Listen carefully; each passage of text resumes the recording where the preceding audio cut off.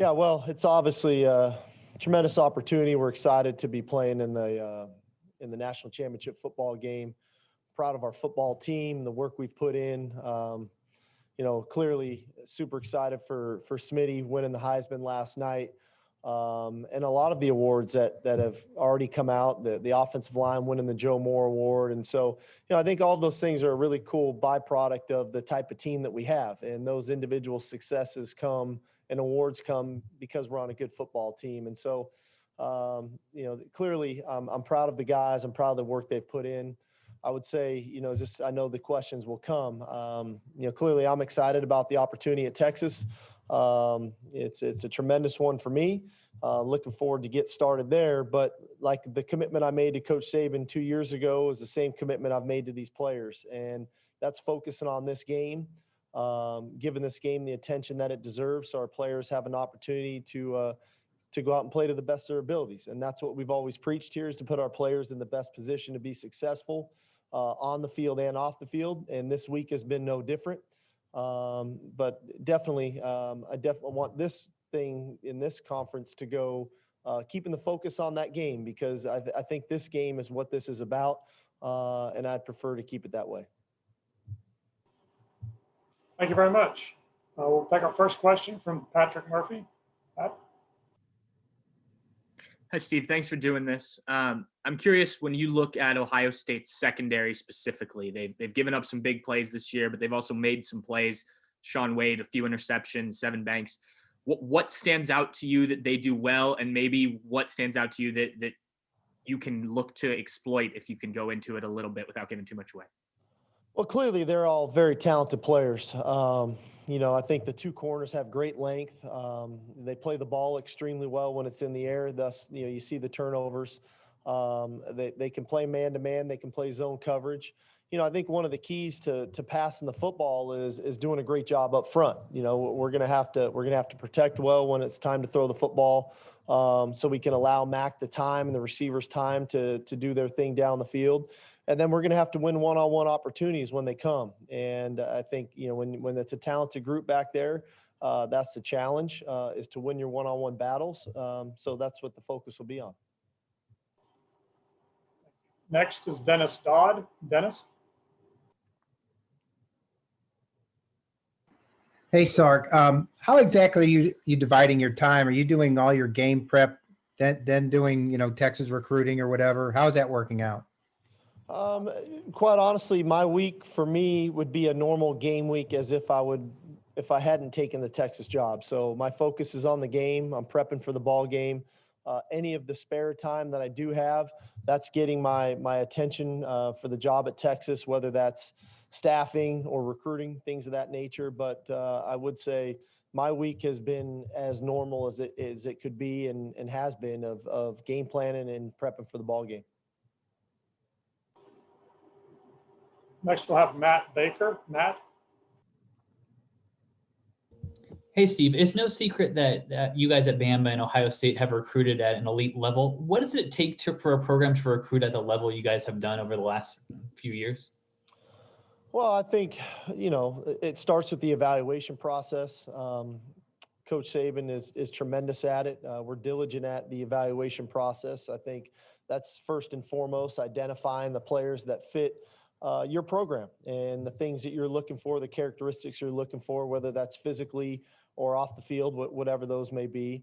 I think, too, is developing those relationships. I think relationships are key in recruiting, and developing those relationships that are needed so you really can get to know people. They can get to know you. You can start to make that connection. And then thirdly, I think, one of the misnomers is that Alabama and Ohio State are the only ones that sign 4- and 5-star players. Clearly we do. But I also think there's a piece of development that sometimes gets lost. Yes, we recruit good players coming out of high school, but then there's a developmental piece that's needed to develop that player throughout his time and throughout his career in college. And so I think clearly both programs do that extremely well. Next, we'll hear from Alan Blinder. Alan.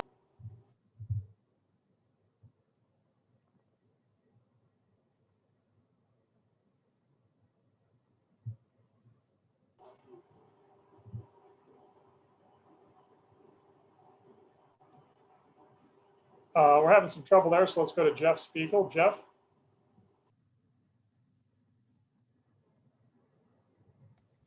Hi, Steve. Thanks for doing this.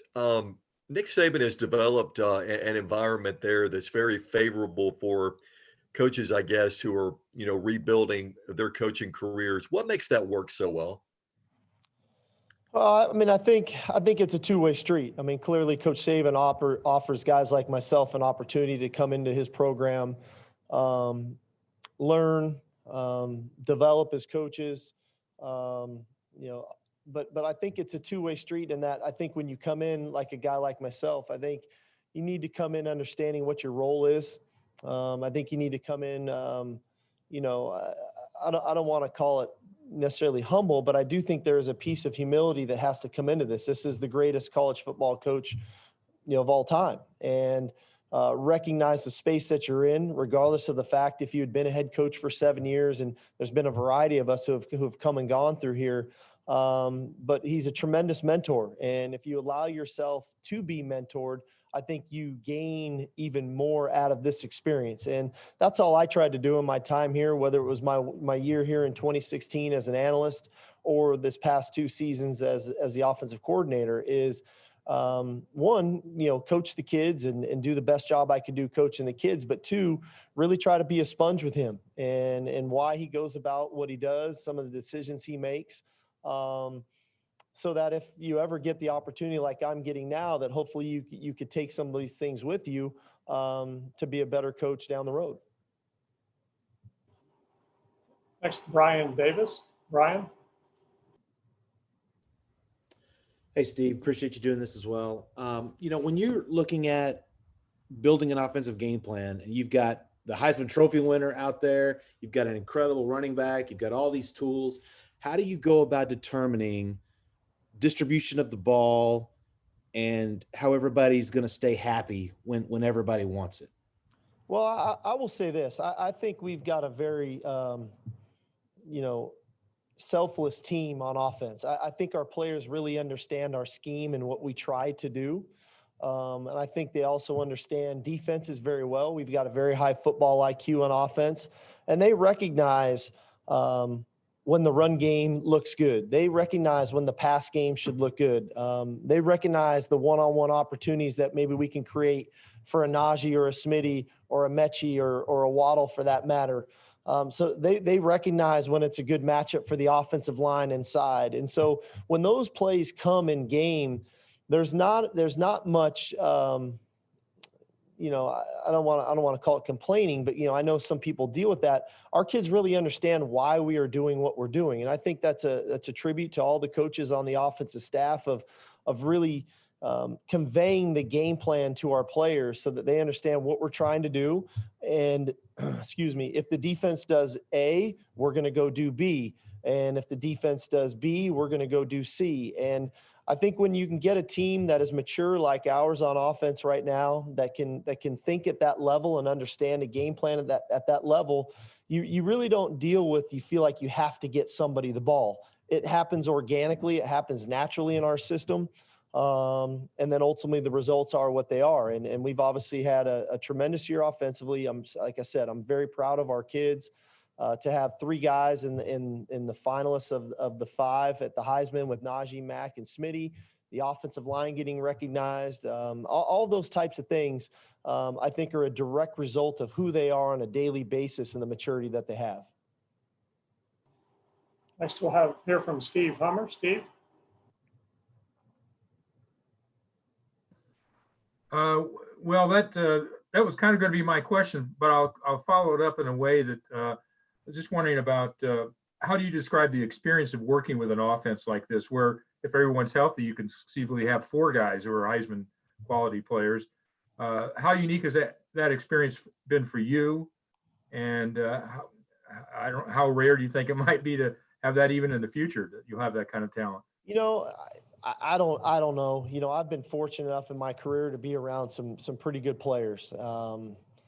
And you can go all the way back to the USC days, when we had, Reggie Bush, Lendell White, Matt Leinart, a great offensive line, to all the way till now. Even a year ago when we had Tua and, Judy and Ruggs and those guys on this offense, and Jedrick Wills. So I've been very fortunate. I've been really blessed that throughout my career I've been around really good players. Like I said, I think the one thing that this group is very unique at is I think they play with one another. They play for one another. They celebrate one another with the successes that they have, because they recognize that is team success. And I know Coach Saban has said this time and time again, that the maturity on this team is really high. And through a year when all of us, coaches, players, different teams, professional sports, college sports, have dealt with a lot with the pandemic, our leadership on our team has been tremendous, and they've remained focused. They've remained detailed in their approach. And the result is, we've played at a high level this year, and that's what it's going to take Monday night. We're going to have to play at a high level against a very good football team. Next, we'll hear from John Zenor. John? Yeah, Sark, you mentioned Waddle a minute ago. How much has he practiced and how's he looked? Well, he was back out at practice yesterday. We'll see where it goes from here. Clearly, we've got about a week or so to the game. So probably a better question for Coach Saban, but yes, he was back at practice yesterday. Next is Lane Higgins. Lane? Hey, Coach. It seems like in the last decade or so, there's been a bit of a shift away from more localized recruiting concentrated in the Southeast, especially for Alabama, to luring players from California, Texas, East Coast, even Hawaii with Tua. And, on the topic of recruiting, is it possible to build a program that can contend for national titles in this day and age if you're not recruiting from every possible state? Again, these are, I guess, opinion-based answers. I think we do a tremendous job here at Alabama of identifying, local talent and talent in the Southeast. I also think we've got a national brand at Alabama that has the outreach to go national and to go to Hawaii or to go to the Northeast and do those things. So, I think that varies by what is your region, where are you, and what is around you, and what is the population of quality football players that's near you. So I think every school probably takes a little bit of a different approach based on, in the surrounding areas, the talent pool that is near you. So again, I think everybody's different. But at the end of the day, when you can recruit good football players, you can recruit good people, and then you have the staff that can develop them, you give yourselves a chance to be in the position that we're in. Our final question for Coach will be from Michael Casagrande. Michael? Yeah, just wonder, when was the first contact with Texas, and what did you learn from that experience in 2016-17 in that transition with Lane and you in the offensive coordinator job, and how did that help you with this experience you're going to go through? Well, I think, the experience was a unique one. If you recall, I ended up having to call the national championship game against Clemson, and it was a tremendous experience. It was a unique one. I think Lane is a tremendous offensive coordinator. I thought we worked well together in 2016. We still definitely stay connected. He had a really good offensive year at Ole Miss this past season. So, the guy's really good. We worked well together. I obviously took some things away from that have, I think, helped my career, and will continue to. And at the end of the day, I'm excited about the opportunity to go to Texas, but, my focus is on this ball game. Thank you very much, Coach. Appreciate your time today.